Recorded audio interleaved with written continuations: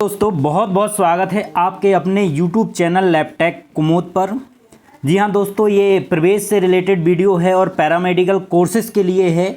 मध्य प्रदेश में जो शासकीय चिकित्सा महाविद्यालय हैं, स्वशासी हैं या पूर्णतः शासकीय हैं, धीरे धीरे करके उनमें पैरामेडिकल कोर्सेज़ के लिए आवेदन आमंत्रित किए जाते हैं। दोस्तों जो आप जानकारी चाहते हो, कौन से सत्र के लिए प्रवेश है ये, क्या जो परमानेंट एम्प्लॉय हैं किसी छोटी पोस्ट पे, चाहे लैब अटेंडेंट हो, लैब असिस्टेंट हो, उनको क्या ध्यान रखना है, या सबसे बड़ी चीज़ जो स्कॉलरशिप वाले बच्चे हैं, क्योंकि ये प्रवेश जो है ये पूर्व के सत्र के लिए है जो बीच में रह गया था, उसके लिए है। तो ये पूरा वीडियो आप देखिए। अगर आप मेरे वीडियो पे नए हैं तो मेरे वीडियो को आप जो है सब्सक्राइब कर लीजिए मेरे चैनल को, और ज़्यादा से ज़्यादा जानकारी आपको मैं उपलब्ध कराने की कोशिश करता हूँ। तो मैं ये गांधी मेडिकल कॉलेज की एक PDF खोल के रखा हूँ, मैं इसके बारे में डिस्कस कर लेते हैं अपन। कार्यालय अधिष्ठाता एवं मुख्य कार्यपालन अधिकारी गांधी चिकित्सा महाविद्यालय भोपाल, ठीक है। सह चिकित्सीय पाठ्यक्रम पैरामेडिकल कोर्सेज। तो सबसे पहला सवाल तो यही उठता है कि ये क्या है, गवर्नमेंट मेडिकल कॉलेज के लिए है। तो क्या गवर्नमेंट मेडिकल कॉलेज से कोई कोर्स करने में हमें सरकारी नौकरी मिलने में आसानी होती है या प्राइवेट से? तो दोस्तों ऐसा पहले था, अब आप चाहे गवर्नमेंट मेडिकल कॉलेज से करो, ठीक है दोस्तों, या आप प्राइवेट पैरामेडिकल कॉलेज से करो, कोई फ़र्क नहीं है। बस ये है कि गवर्नमेंट मेडिकल कॉलेज में ट्रेनिंग बहुत अच्छी मिल जाती है, और प्राइवेट पैरामेडिकल कॉलेज में टीचिंग की जो थ्योरी क्लासेस होती हैं वो बहुत अच्छी हो जाती हैं। अभी ये मैं आपके ऊपर छोड़ता हूँ कि आपको करना कहाँ से है या कहाँ से नहीं करना है। तो ये बात होगी दोस्तों। अब आगे बढ़ते हैं, कौन कौन से पाठ्यक्रम के लिए प्रवेश हेतु निर्धारित प्रपत्र में आवेदन आमंत्रित किए गए हैं। तो हम देखने पे पाएंगे OT टेक्नीशियन है, रेडियोग्राफर टेक्नीशियन है, दोनों सर्टिफिकेट कोर्स हैं, ठीक है। हेल्थ इंस्पेक्टर है, ये भी सर्टिफिकेट है। इसके बाद कैथ लैब टेक्नीशियन, इसके बाद medical lab technician, paramedical ophthalmic assistant, diploma in PFT technician, X-ray radiographer, dialysis technician, bachelor in respiratory, और इंदौर मेडिकल कॉलेज में BPT। हमारे विद्यार्थी जो है BPT के लिए बहुत ज़्यादा क्वेरी कर रहे थे कि सर BPT कहाँ से होता है, और ख़ासकर MP के बाहर के कुछ बच्चे थे, एक छत्तीसगढ़ और एक UP। तो दोस्तों मैं आपसे यही बोलना चाहूँगा कि अभी मध्य प्रदेश में जो है सत्र 2024 और 25 के लिए एडमिशन ओपन है। तो आप ऑफिशियल साइट पे विभिन्न प्रकार के जितने भी गवर्नमेंट मेडिकल कॉलेज संचालित हो रहे हैं MP में, उस पर जाइए और आप ये चीज़ जानकारी इकट्ठी कीजिए। कुल सीटों की संख्या यहाँ पे लिखी हुई है, आप रीड कर सकते हैं। चलिए आगे अपन डिस्कस कर लेते हैं। आगे और क्या है, आवेदन पत्र जमा करने की अंतिम तिथि। तो दोस्तों देखोगे, आवेदन पत्र जमा करने की अंतिम तिथि जो है वो है आपकी 18/8/2025, ठीक है। 18/8/2025 का मतलब है आपका 18 अगस्त 2025 और शाम को 5 बजे तक। ये आवेदन पत्र आपको कैसे भेजना है? आवेदन पत्र स्पीड पोस्ट या पंजीकृत डाक, व्यक्तिगत रूप से निम्नलिखित पते, व्यक्तिगत रूप से भी आप भेज सकते हो। कहाँ? अधिष्ठाता गांधी चिकित्सा महाविद्यालय, royal market, Sultania road, Kohefiza, Bhopal. Pin code number ये है, ठीक है। कार्यालय में प्रेषित अथवा जमा करें किसी भी स्थिति में निर्धारित तिथि के पश्चात। ये तो आप सब जानते हो कि आवेदन की तिथि में ही आपको पत्र जमा करना है, उसके बाद आवेदन पत्र जमा नहीं होगा। बाकी मैं बता देता हूँ, काउंसलिंग से संबंधित समस्त सूचना आपको महाविद्यालय की सूचना पटल वेबसाइट पर उपलब्ध कराई जाएगी।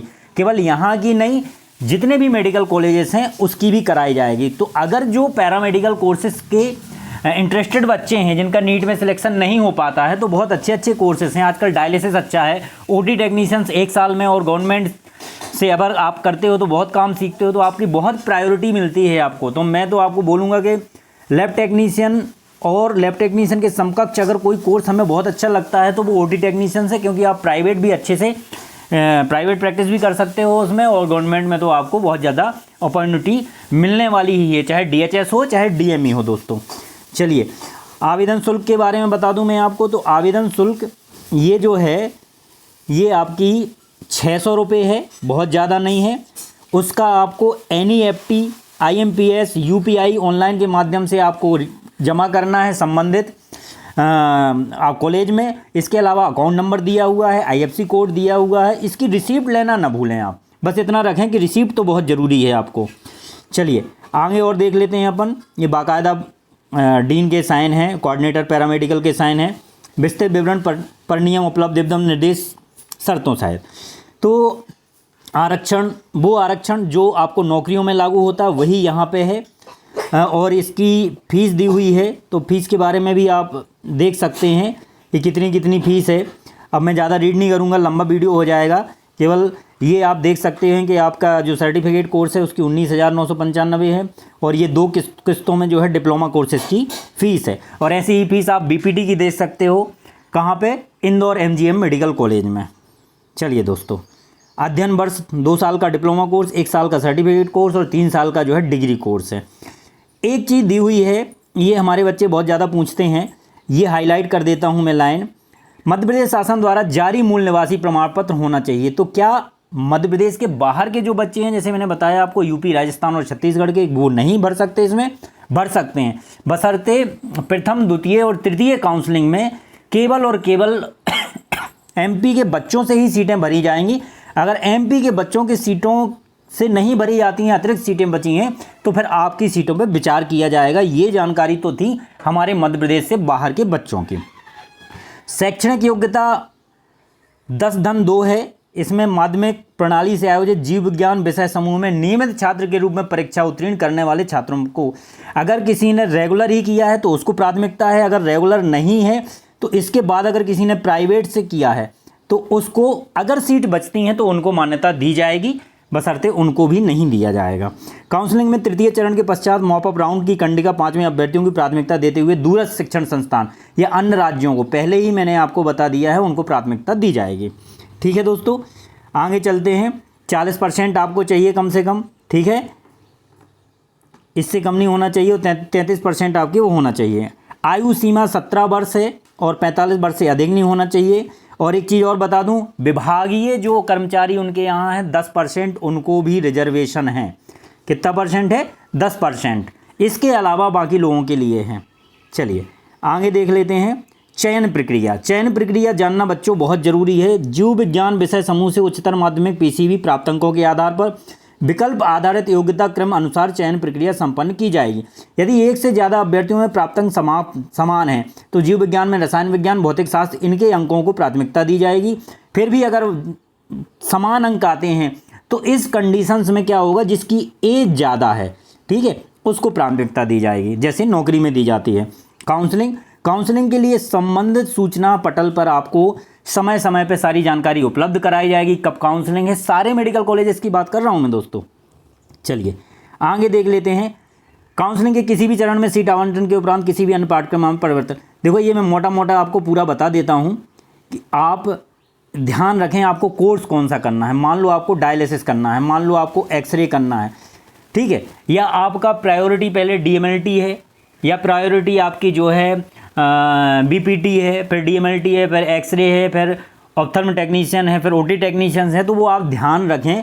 इसी के आधार पे, नंबर के आधार पे आपको जो आप काउंसलिंग होगी उसके आधार पे जो सीट आप चुनते हो या जो सीट आपको वो देते हैं, फिर उसके आधार पे ही आपको मिलेगी। आप सोचो कि हम पहले एक्सरे ले लें बाद में डीएमएलटी चूज करें, तो ऐसा नहीं होगा। ये हमेशा आप एक चीज़ याद रखें।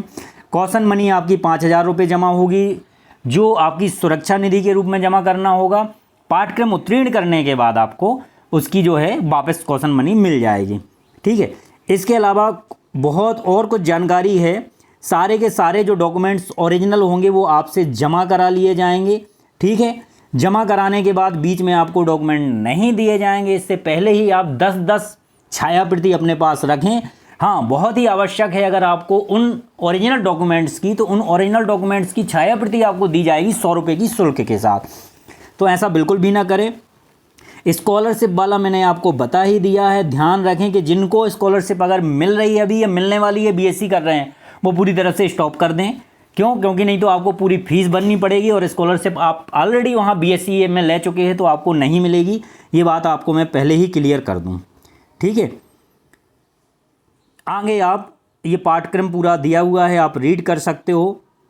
अब ये प्रवेश के समय आपको क्या क्या चीज़ें ले जाना आवश्यक है, या आप जो फॉर्म डालोगे उसमें क्या क्या चाहिए, तो ऑनलाइन जमा किए गए आवेदन शुल्क के भुगतान की रसीद, ये काउंसलिंग के समय आपको दिखाना है, ठीक है। 10वीं परीक्षा की अंक सूची, 12वीं की अंक सूची, बीएससी बायोलॉजी, डिजिटल मूल निवासी प्रमाण पत्र, डिजिटल जाति प्रमाण पत्र, नवीन ईडब्ल्यूएस प्रमाण पत्र, मतलब उसी सत्र का जिस सत्र में आवेदन है। तो मैं बता दूं आपको 2025 और 26 का।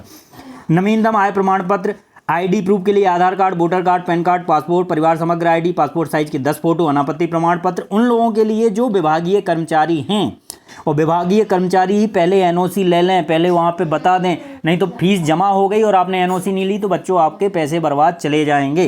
ये बात बिल्कुल क्लियर है ना। विकलांगता प्रमाण पत्र, माइग्रेशन प्रमाण पत्र, आवेदन पत्र, ये सारी चीज़ें आपको जमा करनी पड़ेगी।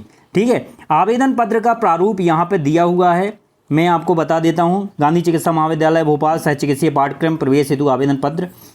अब आप देखिए चयनित पाठ्यक्रम कौन कौन सा महाविद्यालय का कार्यालयीन, आवास क्रमांक, दिनांक, आवेदक का नवीनतम, पासपोर्ट साइज फोटो।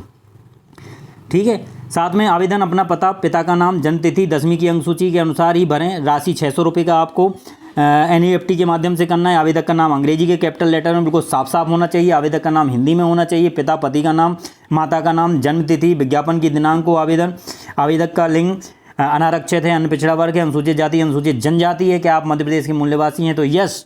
नहीं है तो मैंने वो शर्त बताई थी आपको कि अगर फर्स्ट, सेकंड और थर्ड काउंसलिंग में भी मध्य प्रदेश के बच्चे नहीं मिलते हैं तो आपको मौका दिया जाएगा। बाकी वैवाहिक स्थिति, आधार कार्ड नंबर, पिता, क्या है आप नौकरी करते हैं कहीं, उसके लिए भी आपको एनओसी लेना बहुत उतना ही अनिवार्य है। राज्य, जिला, पिन कोड, राज्य, पिन कोड, जिला, स्थायी पता, शैक्षणिक अर्हता है। ठीक है, तो 12th पास होना चाहिए जीव विज्ञान, भौतिक शास्त्र और रसायन शास्त्र से। इसके अलावा जो परफ्यूजनिस्ट टेक्नीशियंस का कोर्स है BSc केवल डिप्लोमा PG परफ्यूजनिस्ट टेक्नीशियन के लिए है। ये पूरे दिया हुआ है, ये आपको ये चेकलिस्ट दी गई है, आप चेक कर सकते हैं। मैंने पहले भी बोल दिया, बार बार नहीं बोलूँगा मैं। तो दोस्तों ये एक प्रवेश की प्रक्रिया थी। फिर भी अगर आपको कोई डाउट लगता है तो मेरा मोबाइल नंबर लिख देता हूँ, आप मेरे से जानकारी प्राप्त कर सकते हो। 98 26 34 78 51।